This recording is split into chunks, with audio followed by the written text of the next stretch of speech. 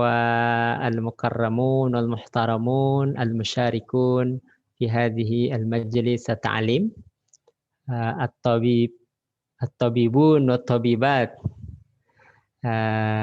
yang kami hormati, para dokter dan juga para mahasiswa di Fakultas Kedokteran ULM Universitas Lambung Mangkurat. Alhamdulillah wa syukurillah, al-yawm naltaqi fi ta'allumil lughah al-arabiyyah ma'an.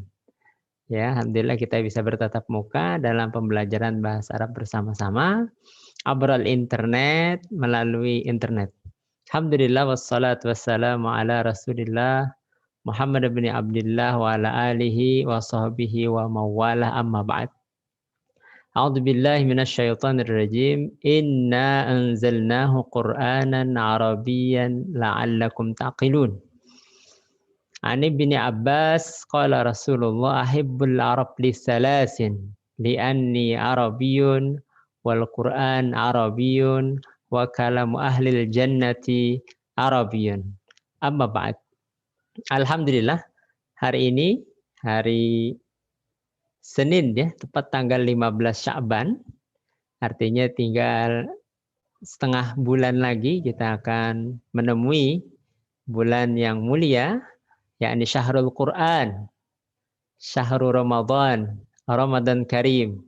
Alhamdulillah kita bisa berkumpul dengan para dokter, para mahasiswa yang tentunya lastu mualliman maziltu taliban. Saya bukan seorang guru, tapi saya masih belajar ya. Yakni kama qala Rasulullah sallallahu alaihi wasallam, yakni belajarlah dari buayan sampai ke liang lahat ya. Talabul ilmi minal mahdi ilal lahat. Kalau istilah UNESCO itu long life education. Jadi kita tidak akan pernah berhenti untuk belajar. Wala siyama al-lughatal arabiyyah. Bahasa Arab itu mudah. Ya, kenapa disebut bahasa Arab itu mudah? Karena Allah sendiri telah menyampaikan walaqad yassarnal Qur'an. Jadi Allah telah memudahkan kita untuk menghafal Al-Qur'an, memahami Al-Qur'an.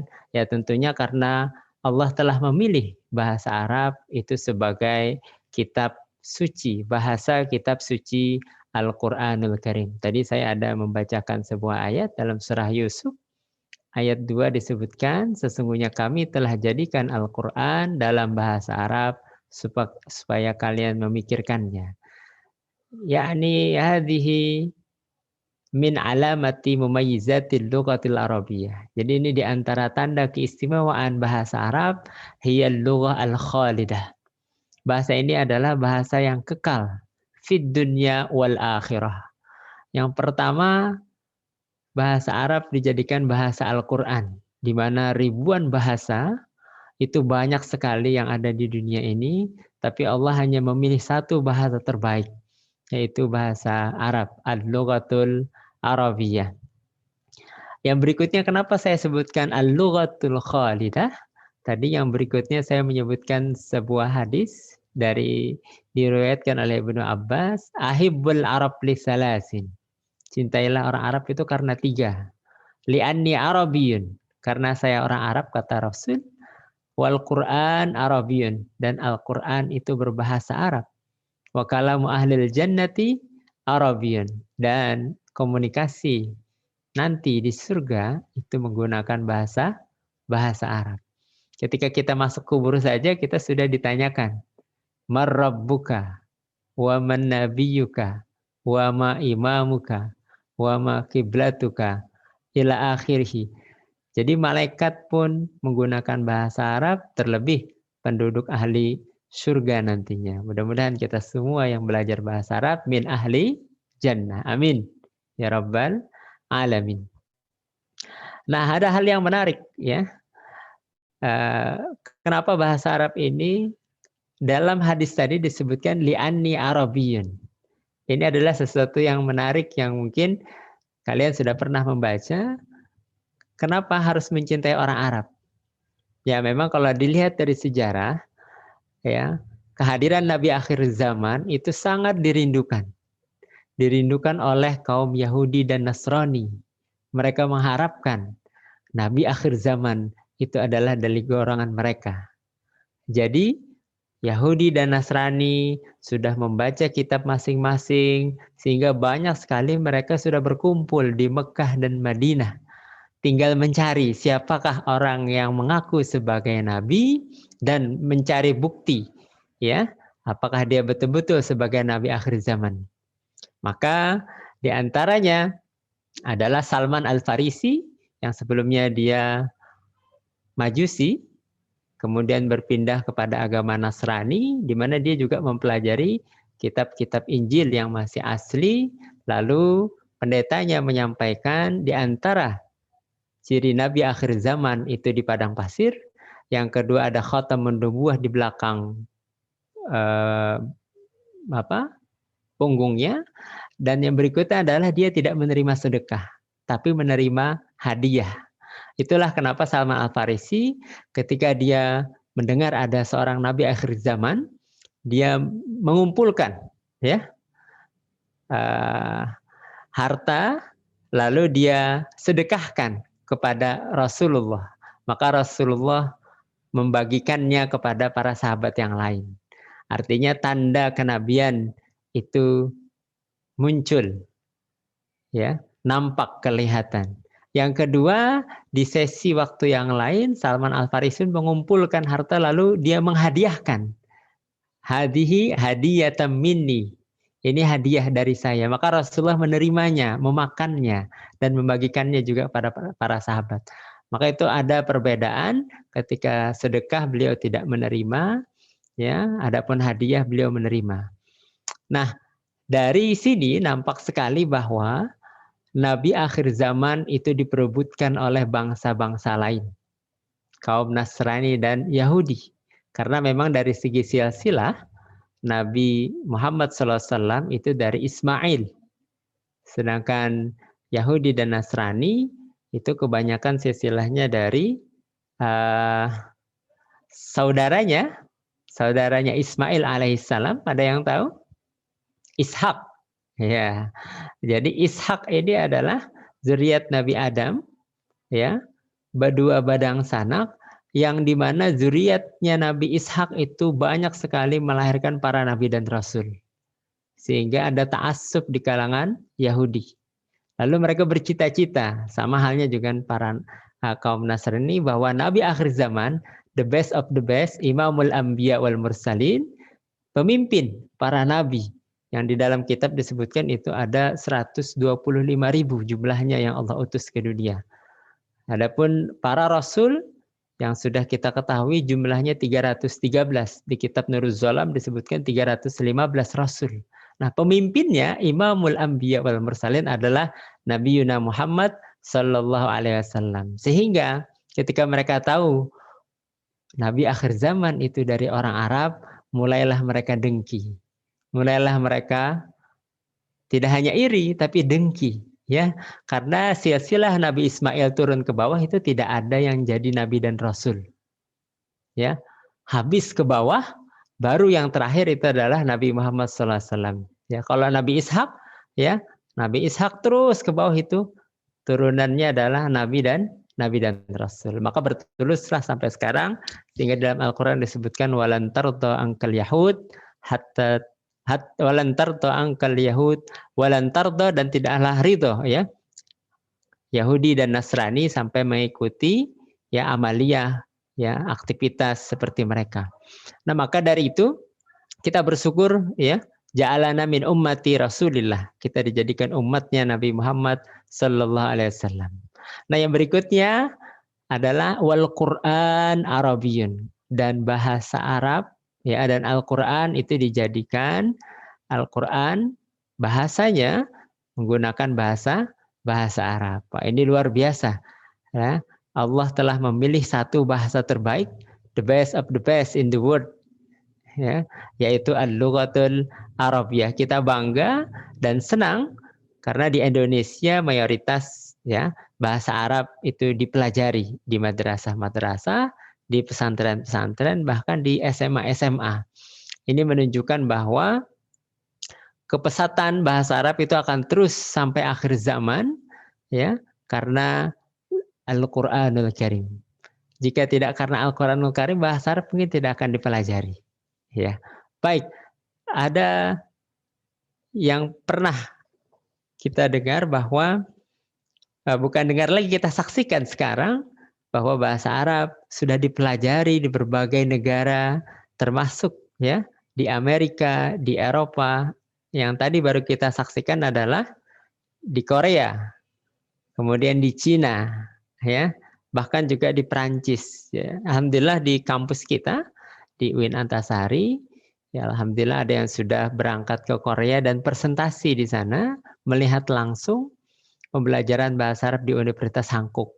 Ya, yang berikutnya kita juga 2 tahun kemarin itu mengundang pembicara dari Perancis, di mana dia menjadi narasumber, ya, karena mengajarkan bahasa Arab di negara Perancis. Kita belajar banyak seperti apa pembelajaran bahasa Arab di Perancis.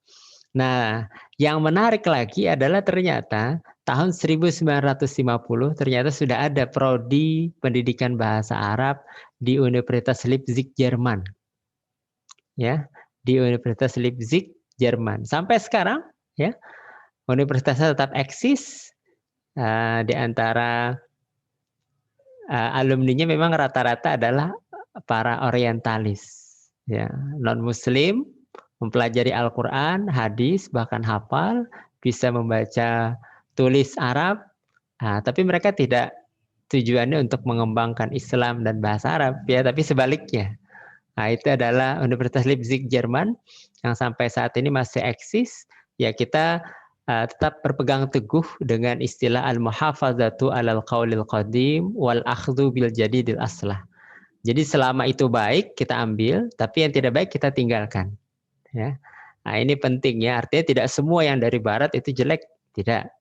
Ada yang bagus ya. Beberapa kali Profesor Sul dari Universitas Leipzig itu juga sudah ke Indonesia dan memang kita kalah cepat. Apa itu? TOEFL.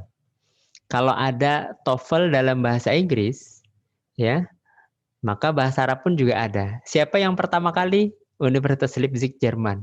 Dia membuat standarisasi Test of Arabic, TOEFL online sekarang. Nah, akhirnya dengan diawalinya TOEFL, maka universitas-universitas di Arab termasuk Indonesia pun membuat tes TOEFL tersebut. Nah, hal yang menarik kenapa kita harus belajar bahasa Arab?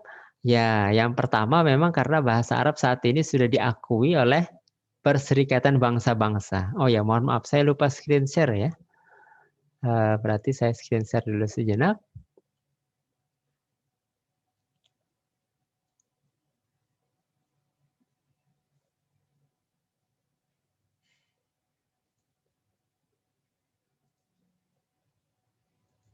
Oke.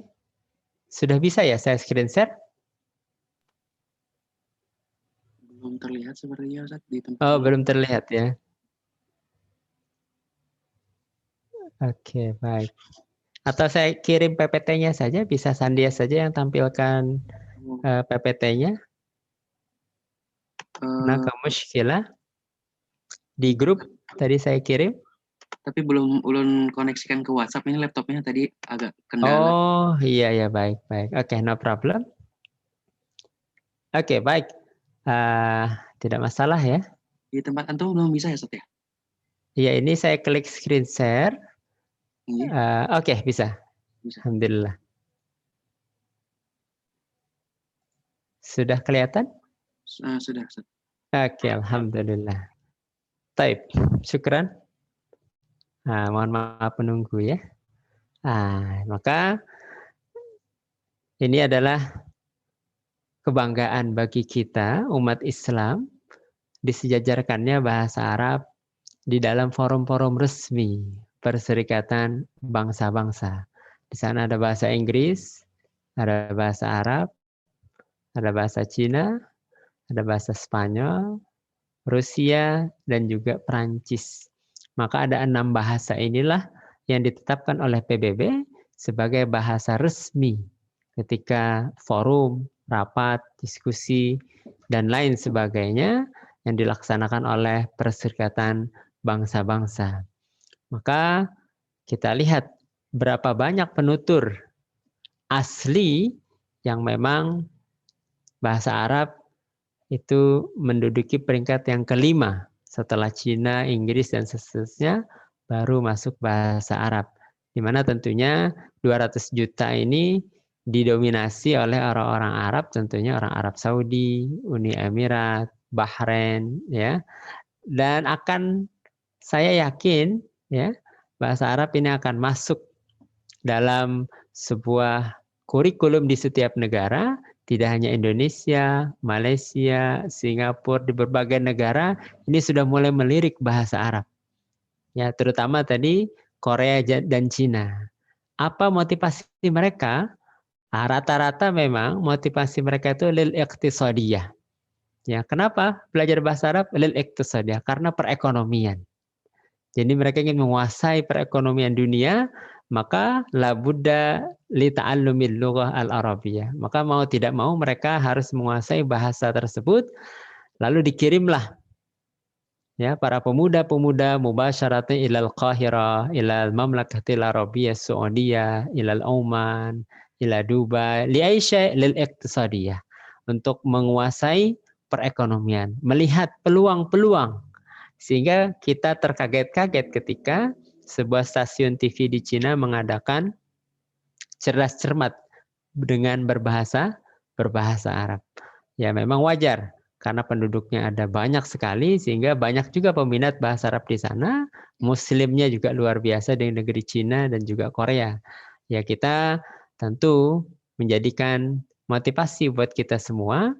Orang yang lisannya agak sulit melafalkan, Cina dan Korea saja mereka semangat, ya, hamasah fi ta'allumi lughal arabiyyah. Kenapa kita tidak? Orang Indonesia ini fleksibel lidahnya.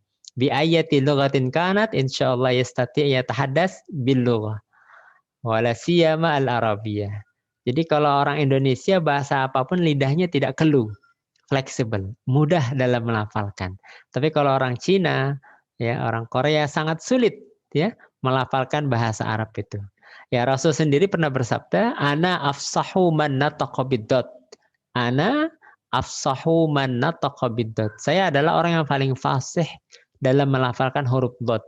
Tidak salah orang menyebut bahasa Arab itu lughatud dad. Lughatud dad. Karena tidak ada bahasa yang memiliki huruf dad. Hanya bahasa Arab saja. Nah, maka ini menjadi sebuah harapan kita, bahasa Arab dijadikan sebuah pembelajaran yang masuk dalam kurikulum di semua negara. Ya. Yang berikutnya, ini berkenaan dengan mayoritas masyarakat kita di Indonesia belajar bahasa Arab itu kenapa? Limadza antum tadrusunal arabiyyah? Mayoritas jawabannya adalah lifahmil Qur'an wal hadis. Lifahmil Qur'an wal hadis. Limadza? Li'annahuma maktubani bil lughatil arabiyyah. Kita belajar bahasa Arab karena ingin memahami Al-Qur'an dan hadis. Karena keduanya berbahasa Arab. Rasulullah berbahasa Arab. Al-Qur'an berbahasa Arab. Ya, wala siyama al-kutub al-islamiyah. Ya, referensi-referensi asli yang Islam itu mayoritas berbahasa Arab. Maka tradisi ini dipertahankan di pondok pesantren, baik tradisional maupun modern. Ya, buku-bukunya itu semuanya berbahasa Arab. Nah, tentunya ini harapan ke depan bahwa Indonesia sebagai penduduk Muslim terbesar di dunia ya, menjadi contoh, ya, leading sector, ya, fi ta'allum wa ta'lim wa tatwir al-lughah al-arabiyyah. Dalam hal pembelajaran, dalam hal belajar, mengajar, dan pengembangan bahasa Arab ke depannya. Di mana contohnya kita akan melihat buku-buku bahasa Arab yang dibuat oleh orang non-Arab. Al-Arabiyyah li ghairin natiqina biha. Kalau orang Arab mengajarkan bahasa Arab wajar.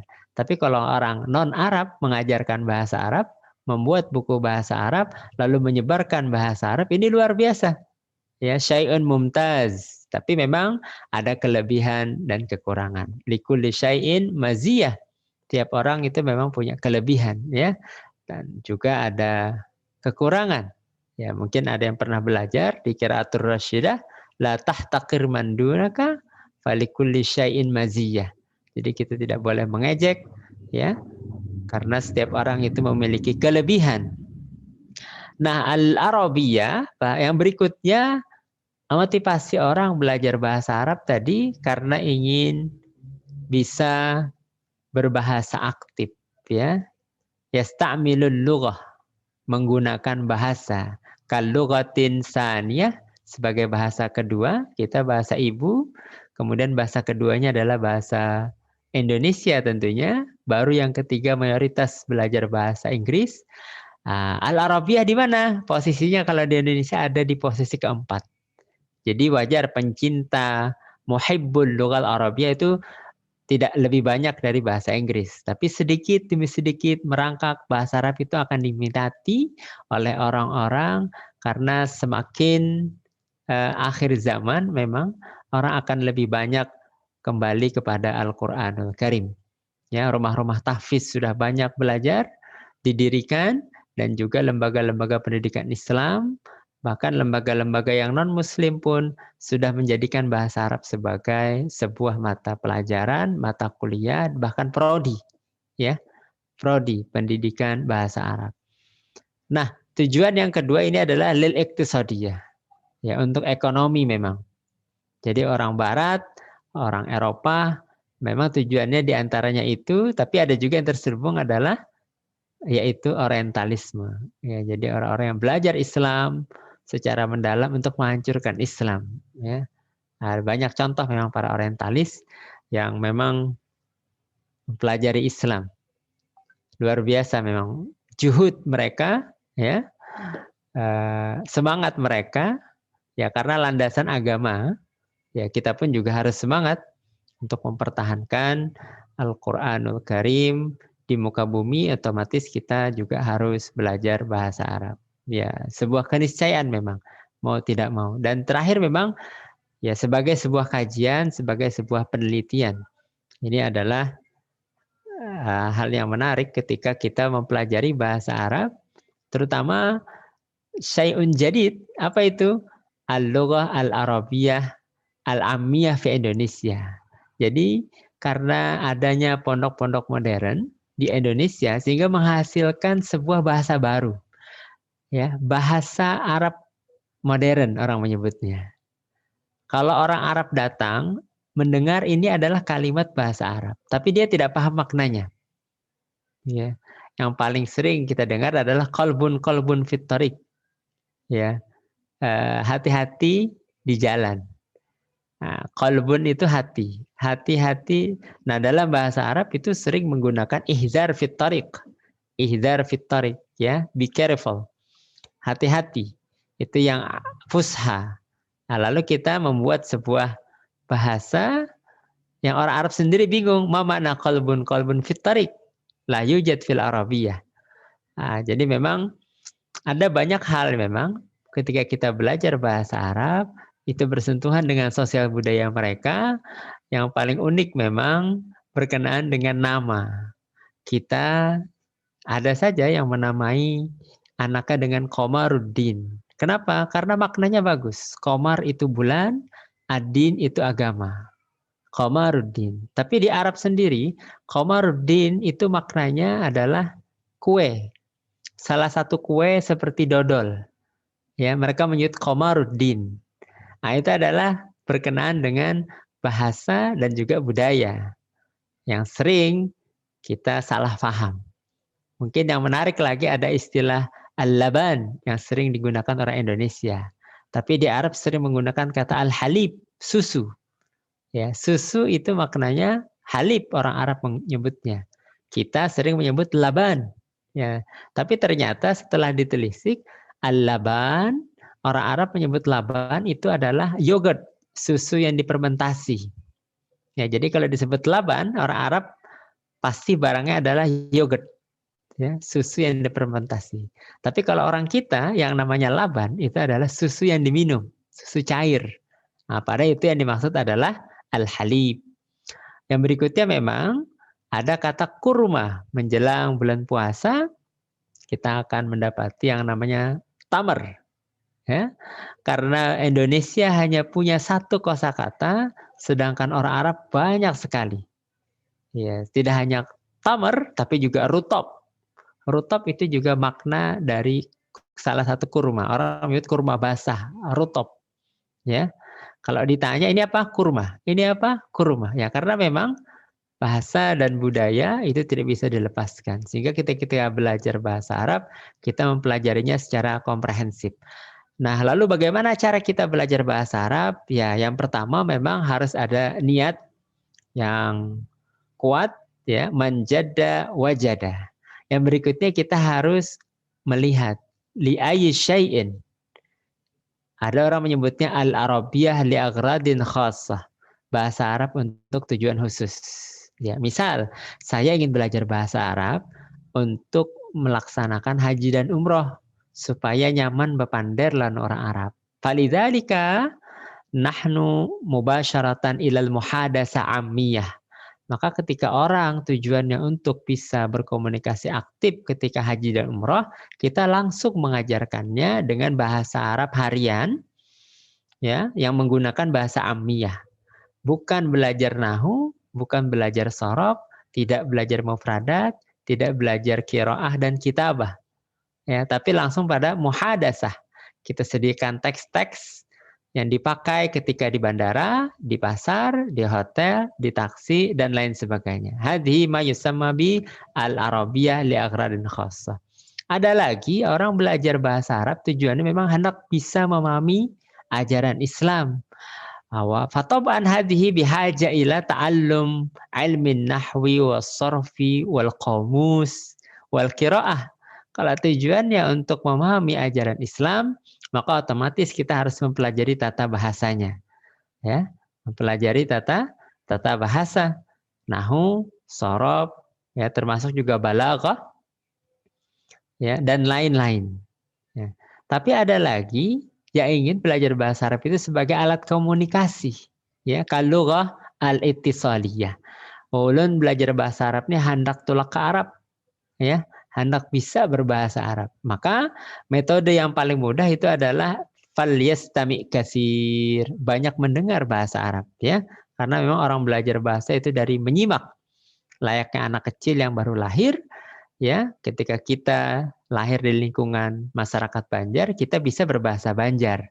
Maka buatlah bi'ah lugawiyah, lingkungan berbahasa di sekitar kita, di kelas atau di asrama atau di tempat kos-kosan kita. Ya, ya, ini adalah sebuah pengalaman guru saya ketika sudah berada di sebuah negara, ya. Bahasa Arabnya bagus di Indonesia, lulus beasiswa, lanjut ke Mesir. Tapi ternyata ketika sampai Mesir beliau nggak paham apa yang dibicarakan oleh orang Mesir. Ya, limada li'annahum yatahaddatsuna bil lugha ammiyah. Mereka ternyata menggunakan bahasa ammiyah, bahasa pasaran, bahasa non formal. Sedangkan kita di Indonesia itu mempelajari bahasa Arab menggunakan bahasa formal. Nah, maka yang beliau lakukan hanya membeli radio dan menyalakannya lailan wa naharan. Pagi, siang, malam beliau simak tanpa memahami maknanya di awal. Ya, 3 bulan, 4 bulan, alhamdulillah yatahaddas bil lugha ammiyah jayidan. Paling lama 6 bulan. Sama halnya juga para TKI yang tujuannya memang bisa berkomunikasi sehingga mereka berani terjun bebas langsung, ya, 3 bulan, 6 bulan itu sudah bisa berbahasa Arab ammiyah namanya. Ya, tapi kalau berbahasa Arab untuk memahami ajaran Islam, la buddalana an na'rif ma hiya al-isim, al-fi'il, ya, al-af'al. Memang itu tidak boleh tidak untuk mengetahui kedudukan kata. Karena kita akan memahami, ya, Al-Qur'an dan hadis dan juga literatur Islam. Nah, ada lagi yang tujuan belajar bahasa Arabnya itu ingin bisa khattat al-Arabi. Apa itu? Bisa menulis indah berbahasa Arab, kaligrafi. Maka dia difokuskan pada maharatul kitabah, kemampuan menulis. Ya, jadi indikator kesuksesan belajar bahasa Arab itu disesuaikan dengan tujuan awal. Li ayyi syai'in. Kalau tujuannya lid-din, litafaqquh fid-din, tadi ada Sandia saya menyebutkannya dalam bahasa Indonesia. Nah, kalau dalam bahasa Arab itu man salaka tariqan yaltamisu fihi ilman sahalallahu tariqan ilal jannah. Nah, itu dia dalam versi Arabnya. Jadi kalau orang yang menuntut ilmu, ya pasti Allah akan mudahkan jalannya menuju surga. Man salaka tariqan yaltamisu fihi ilman sahalallahu tariqan ilal jannah. Berarti ini adalah ana urid an adrus al-arabiyyah litafaqquh fid din. Saya ingin belajar bahasa Arab untuk memahami agama, litafaqquh fid din. Ini adalah doa Rasul ya kepada Ibnu Abbas yang masih kecil ya. Allahumma faqihu fid din wa 'allimhu ta'wil, itu doa Rasul kepada Ibnu Abbas. Maka tidak salah Ibnu Abbas itu memiliki sebuah tafsir namanya tafsir Al-Miqbas, tafsir Ibnu Abbas ya. Ini luar biasa. Ya karena doa Rasul ini mustajab. Ya, jadi kalau sudah beliau berdoa ya maka tidak ada yang bisa menahan doanya. Sama halnya seperti Sa'labah yang selalu memohon-mohon pada Rasul untuk dijadikan orang kaya. Ya, awalnya rajin sholat 5 waktu sama Rasul. Lalu beliau mendekat memohon doakan Rasul, saya menjadi orang kaya raya. Rasul tidak mengiyakan. Ya, berkali-kali Sa'labah. Akhirnya Rasul pun mendoakan Sa'labah menjadi orang kaya. Ya, bayangkan miskinnya ketika Sa'labah mau sholat dia harus bergantian pakaiannya dengan istrinya untuk menutup aurat. Artinya begitu miskinnya Sa'labah tapi tetap menjaga sholat 5 waktu di masjid bersama Rasul. Tapi ketika sudah kaya raya dia mulai tertinggal sholat 5 waktunya berjamaah. 1 waktu, 2 waktu, akhirnya tidak berjamaah. Sampai tiba perintah zakat. Ya, Sa'labah pun tidak mau berzakat. Sampai Rasulullah wafat, sampai digantikan kekhalifahan oleh Abu Bakar As-Siddiq. Akhirnya Abu Bakar As-Siddiq pun memerangi orang-orang yang tidak menunaikan zakat. Ya, di antara adalah Sa'labah, adalah sahabat Rasul, ya, tapi disayang. Ya, maka memang ketika Rasul berdoa, ya pasti mustajab. Maka tentunya harapan kita selama bulan Sa'ban disebut sebagai bulannya Nabi, kita disuruh berbanyak salawat kepada Rasulullah SAW sebagai Nabi kita, Nabi akhir zaman, dan kita bangga, senang, ya, karena dijadikan umat Rasulullah SAW, dan tentunya karena beliau yatahaddas bil lughatil Arabiyyah, beliau berbahasa Arab, ya, kita juga bangga berbelajar bahasa Arab dan bisa berbicara bahasa Arab karena Rasul berbahasa Arab. Saking bangganya mungkin Anda pernah mendengar Ustadz Abdus Somad kalau tidak salah atau Ustadz Adi Hidayat menceritakan bagaimana bangganya Isa alaihissalam menceritakan seorang nabi akhir zaman. Layaknya seorang laki-laki yang belum menikah, belum mempunyai anak, tapi menceritakan bahwa dia nanti akan memiliki anak. Ya, abstrak, artinya abstrak. Dia Nabi Isa menceritakan begitu bangganya Nabi Isa menceritakan kepada umatnya tentang kehadiran Nabi akhir zaman bernama Ahmad. Ismuhu Ahmad. Ahmad fis sama, Muhammad fil ard. Ya, kenapa? Karena memang Nabi Isa termasuk salah satu nabi yang mustajab doanya yang diijabah. Ya kan banyak nabi dan rasul yang berdoa minta dijadikan umatnya Nabi Muhammad SAW. Maka yang diijabah Allah itu yaitu Nabi Isa alaihissalam yang nantinya akan turun ke dunia menjadi umat Rasul, memeluk agama Islam, mengajarkan Al-Quran, menyebarkan Islam. Ya, jadi luar biasa Nabi Isa alaihissalam menceritakan Nabi akhir zaman, bangganya, bahagianya. Apalagi kita sebagai umatnya tentunya sangat bangga, maka kita harus banyak bersolawat, ya. Innallaha wa malaikatahu yusalluna 'alan nabi. Ya, maka otomatis tidak ada salat yang sah ketika tidak mengucapkan salawat. Tidak ada syahadat yang sah ketika tidak mendampingkan dengan nama Nabi Muhammad sallallahu alaihi wasallam. Jadi kalau orang mengaku Islam tapi tidak mengakui Nabi Muhammad atau ingkar sunnah, ya maka dia tidak Islam sebenarnya. Karena syahadat itu asyhadu an la ilaha illallah wa asyhadu anna Muhammadur Rasulullah. Ya, salat kita tinggal salawat, maka tidak sah salatnya. Khutbah Jumat kita tinggal salawat, tidak sah salat Jumatnya. Kenapa? Karena termasuk rukun. Rukun salat, rukun khutbah, ya. Nah, ini ada salah satu tradisi di salah satu desa di rantau itu masih mempertahankan khutbah berbahasa Arab. Jadi waktu saya KKN, waktu S1, saya tinggal di sana selama 2 bulan. Nah, tradisi di masyarakat itu khutbahnya berbahasa Arab. Padahal masyarakatnya tidak paham bahasa Arab. Jadi para khatibnya itu hanya membacakan khutbah berbahasa Arab. Ya, kalau di pesantren ya pernah nyantri, insya Allah paham. Ini kan masyarakat, ya. Tapi itu dipertahankan sampai saat ini. Kalau di masjid itu khutbah dari awal sampai akhir berbahasa Arab. Aman ditakoni tunggal ikungan kadang paham. Apa jar hatib kada tahu juga aja. Yang penting udah sembahyang Jumat ya. Nah, ini juga hal yang menarik ya.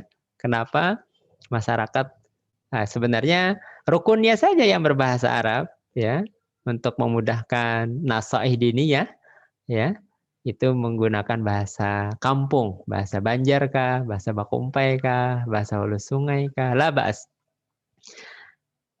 Ya, baik. Waktu saya tinggal berapa menit? Akhina Sandias, ada tanya jawab atau apa? Iya, ada pertanyaan tadi Ustaz di kolom komentar.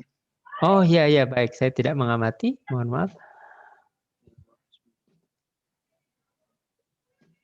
Apa pertanyaannya? Bisa dibacakan? Chat ya? Iya, di chat. Oh, adakah cara khusus agar mudah dan cepat belajar bahasa Arab? Oke, type. Memang tips khusus itu sebenarnya yang pertama adalah niat yang kuat ya untuk mempelajari bahasa Arab. Yang kedua, salah satu mahasiswa kita yang tidak pernah belajar bahasa Arab, lalu dia masuk bahasa Arab. Ya, apa yang dia lakukan? Disuruh menyaksikan kartun berbahasa Arab. Setengah jam atau 1 jam. 1 hari sekali. Ya, itu saja. Itu yang paling mudah. Sangat enjoy, sangat menikmati, karena di situ ada teksnya, bisa dibaca, ada terjemahnya, kemudian dia menyimak al-istima. Kenapa kita menyarankan itu? Karena sebagaimana Al-Quran, wa ja'ala lakumus sam'a wal absar wal afidah. Ya. Jadi kalau teks lengkapnya kalau tidak salah seperti ini, wallahu akhrajakum min butuni ummahatikum la ta'lamuna syai'a wa ja'ala lakumus sam'a wal absar wal afidah. Ya, la'allakum tashkurun. Jadi alat ya, panca indera yang Allah aktifkan itu pertama kali adalah pendengaran. Sehingga orang yang mau belajar bahasa itu diawali dari mendengar dulu. Nabda minal istima ya, dari telinga kita. Maka wajar orang yang tidak mendengar bisu. Nah, sehingga kalau orang mau belajar bahasa apapun, fal nabda minal istima, kita mulai dengan menyimak. Semakin banyak menyimak bahasa Arab, insya Allah akan nyantol ya di pikirannya. Kemudian dia akan menggunakannya dalam percakapan. Layaknya kita, mama, baba, mimi. Awalnya seperti itu. Ya, karena diulang terus ya, akhirnya kita melafalkannya. Maka perlu partner memang. Ketika kita sudah banyak menyaksikan kartun Arab, kita perlu buat grup WhatsApp wa yatahaddas bil lughatil arabiyyah. Ya, kemudian menulis di grup dengan bahasa Arab. Ya, kalau cara dulu biasanya takallum amamal mir'ah walal mar'ah. Komunikasilah di depan cermin, bukan di depan wanita. Nah, mir'ah dan mar'ah itu beda tipis ya, karena mir'ah bermakna cermin, mar'ah bermakna wanita, perempuan. Nah, itu dia. Beda baris, beda makna. Birrun, barrun, burrun. Itu satu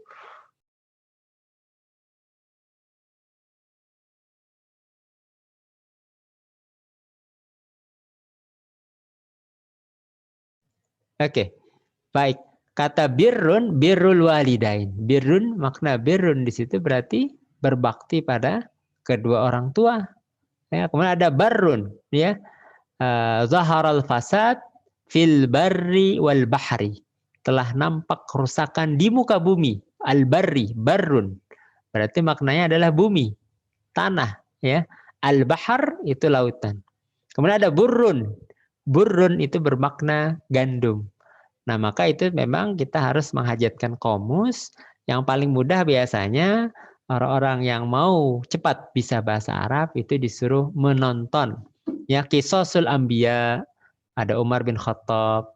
Bulan Ramadan itu banyak sekali ya film-film berbahasa Arab yang sudah ada teks Arabnya. Ya, kita bisa cek di YouTube ya, kartun-kartun berbahasa Arab yang durasinya 15 menit, setengah jam banyak sekali. Dan alhamdulillah ya, itu kesuksesannya luar biasa. Ya, from zero to hero. Kenapa? Pada saat kita menyidang skripsi, ya, mahasiswa yang dari nol ya, memang dia dari SMA, belum pernah belajar bahasa Arab, terjun bebas milih prodi bahasa Arab. Rata-rata kan yang milih kan alumni pesantren, alumni madrasah aliyah, atau pernah ya di sanawiyah walaupun SMA sebelumnya. Nah, ini sama sekali belum pernah. Nah, jadi ketika dia maju sidang menggunakan bahasa Arab, kita cecar dengan berbagai macam pertanyaan juga mampu menjawab sehingga ya ta'ajab al-munaqishun ya. Jadi para pengujinya terkejut-kejut karena waktu di kelas dia silent ya, tidak menunjukkan performansnya dan alhamdulillah ternyata dia bisa membuktikan dan sekarang sudah menjadi salah satu pengajar bahasa Arab di Pusat Pengembangan Bahasa di UIN Antasari sendiri ya. Artinya memang dia punya semangat hamasah qawiyah, semangat yang kuat untuk mempelajari bahasa Arab. Yang kedua memang kita perlu partner ya, perlu partner ya, perlu grup. Ya memang sekarang sudah banyak media-media interaktif, nanti saya kirim, Anda bisa belajar secara mandiri untuk bahasa Arab. Ya, kalau ada yang tidak dipahami bisa saja tanyakan ke saya. Tapi secara umum ya media pembelajaran itu sangat interaktif dan bisa dipakai oleh siapapun. Bisa dipelajari kapanpun dan dimanapun. Ya, karena al-an al-ma'lumat maftuhah bisabab al-internet. Ya, informasi itu terbuka ya. Tidak ada sekat lagi ketika internet itu sudah ada. Jadi kita bisa belajar bahasa Arab. Mau yang mana dulu? Mau belajar kitab? Ya Anda bisa belajar dengan metode tamyiz. Ya, metode tamyiz itu adalah cara cepat membaca kitab kuning. Ya, metode tamyiz ini ditemukan di Pondok Pesantren Sidogiri Pasuruan dan di Kalimantan Selatan itu sudah dipakai lama sekali. Ya, sudah mungkin 5 tahunan di Pondok Pesantren Darussalim Bati-Bati. Loh, kenapa? Nah, karena kan ada MQK, Musabaqah Qiraatul Kutub. Ini yang tujuan belajar bahasa Arabnya adalah litafaqquh fiddin ya. Jadi metode untuk nahwu sorobnya pakai metode tamyiz. Ya, jadi Musabaqah Qiraatul Kutub, lomba baca kitab kuning itu selalu dijuari oleh Darussalim untuk tingkat SD. Ya, jadi anak-anak SD mahir membaca kitab kuning, menerjemah dan memahami. Kenapa? Karena mereka diantaranya menggunakan metode apa tadi saya sebutkan? Metode apa tadi? Tamyiz. Bukan tamyiz, ada lagi satu lagi. Lupa saya malah. Kalau tamyiz itu adalah penemu abaza itu yang kedua, ya. Nah, metode bagus juga untuk mempelajari nahwu sorob, ya metode tamyiz. Anda bisa cek di YouTube, itu semua kaidah bahasa Arab itu dimasukkan dalam lagu karena dia punya pemahaman bahwa ketika kita dewasa sampai saat ini masih hafal lagu Pelangi-Pelangi, Satu-Satu dan seterusnya. Maka semua kaidah bahasa Arab itu dimasukkan dalam lagu. Ya, saya juga mengikuti pelatihannya. Nah, di antaranya misalnya kalau untuk isim domir, huwa, huma, hum, hiya, huma, hunna, anta, antuma, antum, anti, antuma, antuna, ana, nahnu. Itu isim domir, ya, kata ganti. Ya, kemudian misalnya kalau fiil madi misalnya, zahaba, zahaba, zahaba, zahabu, zahabat, zahabata, zahabna, Zahabta, zahabtuma, zahabtum, tum, zahabti, zahabtuma, zahabtunna. Zahabtu, zahabna, zahabtu, zahabna. Nah, itu adalah di antara kaidah yang sudah dilakukan. Nah, jadi semua kaidah sudah dilakukan, mau isim, domir, isim mausul, isim isyarat, dan lain-lain ada. Bisa dicari di internet, metode tamyiz belajar bahasa Arab. Ada lagi tadi yang saya sebutkan yang dari Pondok Pesantren Pasuruan, itu lupa saya namanya tadi. Ya mungkin harus browsing di internet ya. Nah, jadi 3 tahun terakhir itu Pondok Pesantren Darussalim itu menjuarai baca kitab kuning untuk tingkat SD ya di Kalimantan Selatan. Jadi dia mewakili Kalsel ya dan juga juara nasional. Nah, jadi bolehlah untuk orang-orang dewasa yang mau belajar litafaqah fiddin menggunakan metode itu ya. Al-Miftah, mohon maaf itu dia ya. Metode Al-Miftah untuk membaca kitab kuning. Ya, jadi untuk anak SD itu sudah teruji di mana mereka 3 tahun terakhir menyabet juara kitab membaca kitab kuning untuk tingkatan SD di Pondok Pesantren Darussalim Bati-Bati. Ya, jadi kalah nih yang besar-besar itu, yang Al-Falah, Darul Ilmi, Darussalam, karena memang mereka rata-rata kan alumni SD hanya masuk pesantren. Yang Darul Hijrah. Nah, kalau ini Darussalim masuk pondok pesantrennya SD. Itu bedanya. Jadi ketika ada lomba, ya nggak bisa mengirim. Pondok pesantren Al-Falah nggak bisa ngirim. Darul Ilmi misalnya. Atau Darul Hijrah. Karena kan nggak ada SD-nya. Ponpesnya rata-rata tamat SD, berarti tingkat sanawiyah. Nah, baik. Nah, itu untuk metode. Ya, metode membaca kitab kuning. Ada tadi Al-Miftah dan juga At-Tamyiz. Yang terakhir adalah Amsilati, ya. Amsilati dari Jepara, ya. Namanya juga Ustadz Miftah Kamil kalau tidak salah penemunya. Itu adalah saripati daripada Alfiyah. Alfiyah Ibnu Malik. Jadi orang pondok itu pasti kenal dengan Alfiyah Ibnu Malik, ya. 1000 bait. Kalau di pesantren tradisional itu dihafal 1000 baitnya. Ya, agar apa? Agar mudah memahami bahasa Arab. Nah, sekarang tidak perlu lagi, sudah ada saripatinya namanya Amsilati. Itu dipakai di Pondok Pesantren Al-Falah dan juga beberapa pesantren lain menggunakan metode Amsilati. Biasanya 6 bulan sampai 1 tahun sudah bisa membaca kitab kuning. Ya, memang teori dan praktek itu penting, ya. Tidak bisa kita hanya mau belajar saja, teorinya tidak praktek. Ya, maka tentunya kalau sudah belajar bahasa Arab itu harus dipraktekkan. Layaknya teman-teman saya yang dulu kuliah S1 di Mesir kembali ke Indonesia karena jarang, ya kan di Mesir rupanya memilih kuliah syariah. Jadi ketika ngajar di perguruan tinggi dia menggunakan bahasa Indonesia karena berkenaan dengan syariah. Ya, dia bercerita tidak hanya 1-2 orang ya. Banyak ya karena tidak dipakai bahasa Arabnya sehingga banyak yang hilang. Beda kalau dia kembali mengajarkan bahasa Arab ya. Karena dia mengajar akhirnya belajar. Karena dia mengajar akhirnya belajar. Artinya belajar itu tidak akan pernah berhenti. Terus-menerus belajar sehingga bahasa Arab itu akan terus melekat, tidak hilang. Jadi kalau bahasa itu tidak digunakan akan hilang. Sama halnya ketika kita belajar ya. Itu memang perlu praktek. Ya. Nah, ada orang yang menghafal mufradat. Nah, padahal ada tahapan berikutnya ketika dia sudah menghafal banyak mufradat adalah menggunakannya dalam jumlah mufidah, dalam kalimat lengkap. Maka ketika dia sudah menggunakannya dalam kalimat lengkap, maka bahasa itu akan mudah diingat. Qalamun, pulpen. Kalau hanya qalamun saja, maknanya tidak valid. Maka lebih baik kita gunakan al-qalamu jadidun. Pulpen itu baru. Hadal qalam, ini pulpen. Qalamul ahmar, pulpen merah misalnya.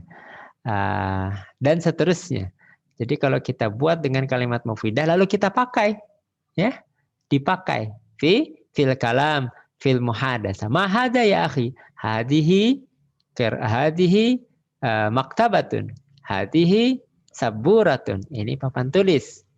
Dan seterusnya. Jadi cara paling mudah memang untuk mempelajari bahasa Arab adalah dengan biwasilati internet, ya, terutama bimusyahadati aflam al-arabiyah, kami seliki sosial ambia, ya, dan lain sebagainya. Insya Allah itu akan cepat sekali, ya, kita menyerap kosakata, mengetahui cara lafalnya, mengetahui penggunaan kalimat-kalimatnya, dan tentunya kita harus meluangkan waktu setengah jam minimal satu hari untuk mempelajari bahasa Arab. Seperti yang sudah sukses tadi saya sampaikan, ya, mahasiswa kita yang dari nol, ya, akhirnya bisa, ya, lulus dengan baik dengan cara menonton kartun satu hari, entah yang 15 menit atau 30 menit. Type. Soal akhir, next question, silahkan kalau ada.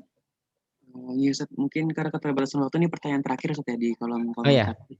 silahkan. Aku agak izin bertanya Ustaz, bagaimana kalau pas sholat itu banyak tidak paham arti bacaan sholat itu sendiri? Bagaimana kalau bacaan sholat kita itu tidak benar panjang pendek makrotnya? Apakah yang sangat mengubah mungkin artinya gitu Ustaz? Apakah sholatnya akan diterima Ustaz? Seperti itu Ustaz. Oke, baik. Nice question ya. Yang pertama, kalau kita tidak ada niat untuk belajar, maka bacaan sholat kita itu harus diperbaiki. Ya. Jadi selama kita ada niat untuk memperbaiki, niat untuk belajar, maka kita tidak berdosa. Ya, jadi membaca Al-Quran itu memang perlu belajar tajwid, makharijul huruf, panjang pendeknya. Kalau kita sudah tahu kada bisa mengaji, tapi kita biarkan, tidak ada usaha untuk memperbaikinya, maka ini bisa berdosa. Ya, karena ketika membaca, panjang pendeknya, barisnya itu akan merubah makna. Ya, tadi contohnya mir'ah dan mar'ah. Nah, mir'ah itu hanya baris saja, ya. Atau misalnya mator, ya. Matorun hujan. Kalau toknya panjang, matorun. Nah, itu bandara. Nazalal mator, turun hujan. Tapi kalau kita panjangkan nazalal mator, maknanya kan beda. Turun bandara. Ya, nggak mungkin bandara turun. Ya, tapi intinya bahwa ketika kita memanjangkan salah satu huruf dari bahasa Arab itu akan merubah makna. Ya. Maka perlu usaha kita untuk mempelajari Al-Qur'an sedikit demi sedikit. Makharijul huruf. Ya, ada smart Quran ya. Artinya kita bisa belajar Al-Qur'an secara mandiri menggunakan smart pen. Ya, kita tinggal tunjuk, lalu kita ikuti cara melafalkan suratul Fatihah. Bismillahirrahmanirrahim. Ya, tadi Akhina Rifki bacaannya bagus sekali, indah sekali. Nah, tentunya kita untuk masyarakat Kalsel itu sangat terbantu dengan adanya Perda. Perda baca tulis Al-Quran oleh Bapak Rudi Arifin tahun 2003. Sampai sekarang Perda itu tetap dijalankan, di mana bunyi Perda itu wajib semua sekolah menghadirkan mata pelajaran pendidikan Al-Quran dari tingkat SD sampai SMA. Maka namanya adalah BTA, Baca Tulis Al-Quran. Akhirnya dengan Perda itu Bapak Rudi Arifin mendapatkan Education Award dari Menteri Pendidikan pada saat itu adalah Muhammad Nuh. Yang banyak sekali orang-orang yang di luar Kalimantan studi banding karena Perda tersebut.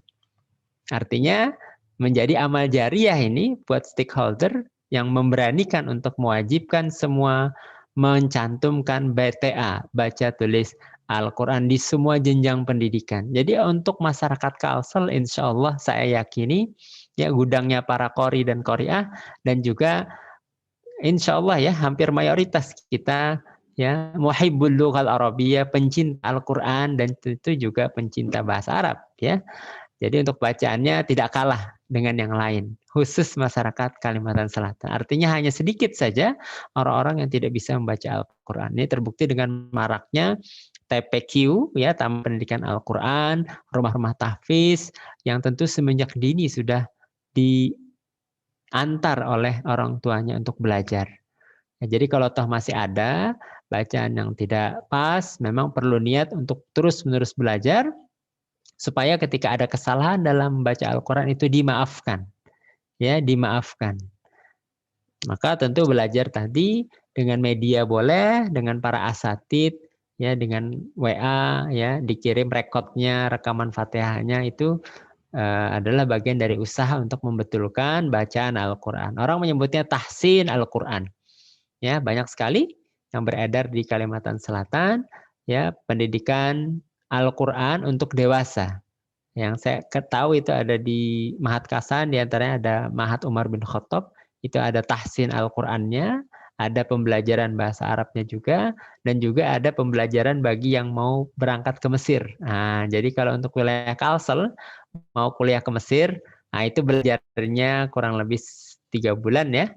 Nah, itu ke Mahat Umar bin Khattab di Mahat Kasan, di Gatot Subroto, nah, itu rata-rata lulus ya, yang mau lanjut ke Mesir. Nah, jadi ada, ya tentu berarti pengajarnya adalah alumni-alumni dari Mesir, ya, jaringannya.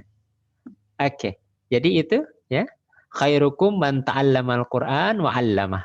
Ya, sebaik-baik dari kalian adalah yang belajar Al-Qur'an, ya, man ta'allamal Qur'an, kalau sudah bisa belajar, bisa lalu wa 'allamahu dan mengajarkannya. Maka maksud mengajarkannya ini tidak hanya Al-Quran, mengajarkan tafsirnya, ulumul Qurannya, terjemahnya, cara membacanya, tajwidnya, makharijul hurufnya. Jadi yang berhubungan dengan Quran. Maka disebut sebagai khairukum. Ya, sebaik-baik dari kalian, man ta'allamal Quran wa 'allamahu. Jadi amun belum bisa mengajar, kita belajar.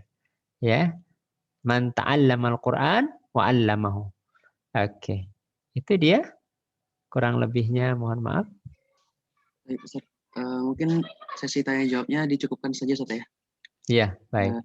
Untuk sebelum kita tutup dengan kesimpulan dan sesi dokumentasi, mungkin Ustaz ada sepatah atau dua patah kata closing statement Ustaz untuk menutup penyampaian materi sore hari ini, Ustaz.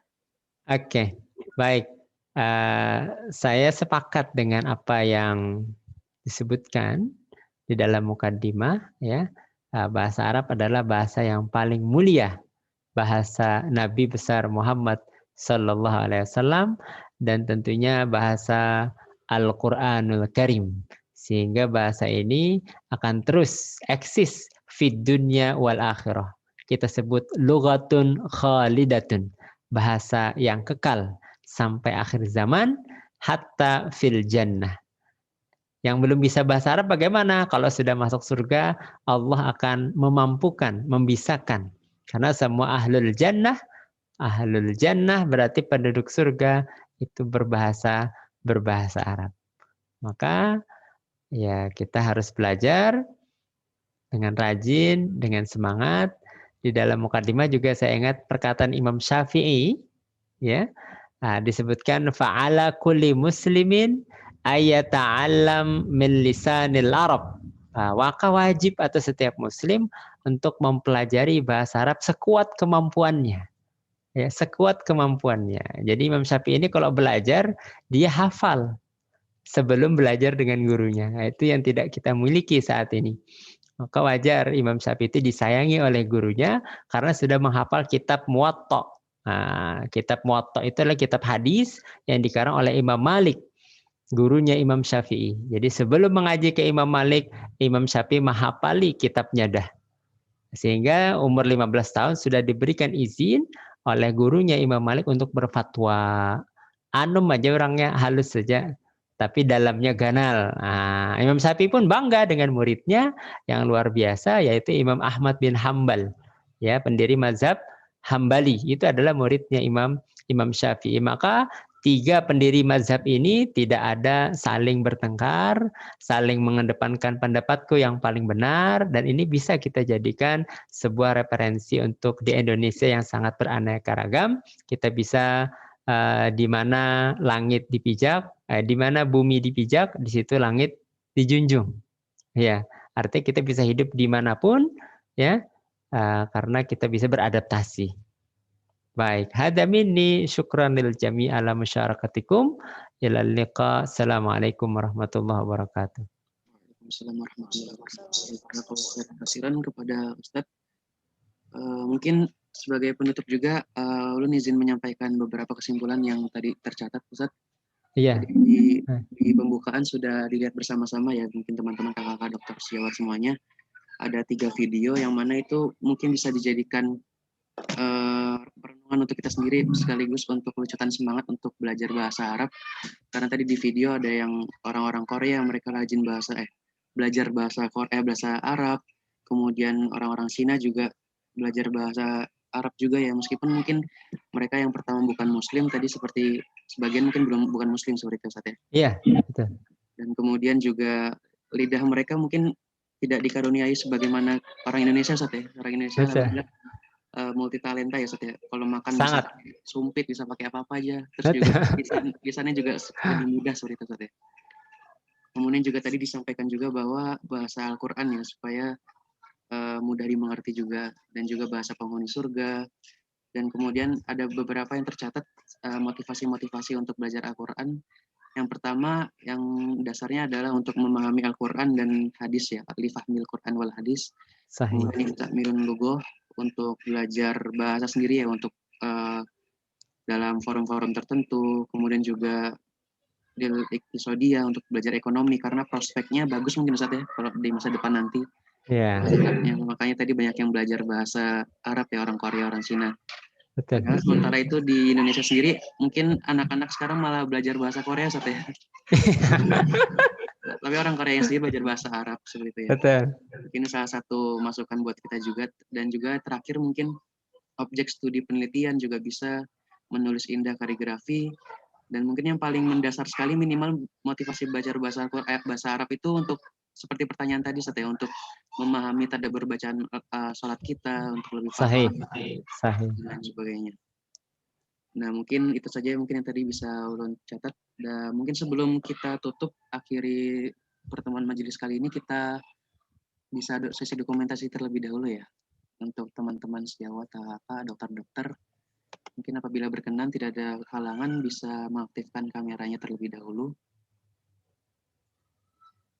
Nah,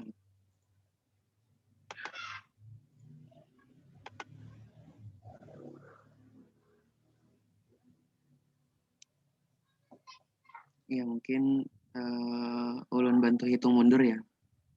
Ya. Ada lagi mungkin yang berkenan untuk menyalakan kamera. Tunggu sebentar ya. Nah, 1, 2, 3.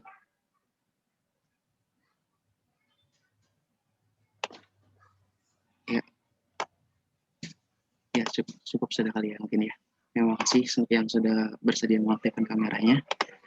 Baik, kemudian akhir kolam, mari sama-sama, karena kita tadi buka dengan mengucapkan basmalah, bismillahirrahmanirrahim, maka kita akhiri dengan mengucapkan alhamdulillahirabbil alamin, serta kita istighfar sebanyak-banyaknya.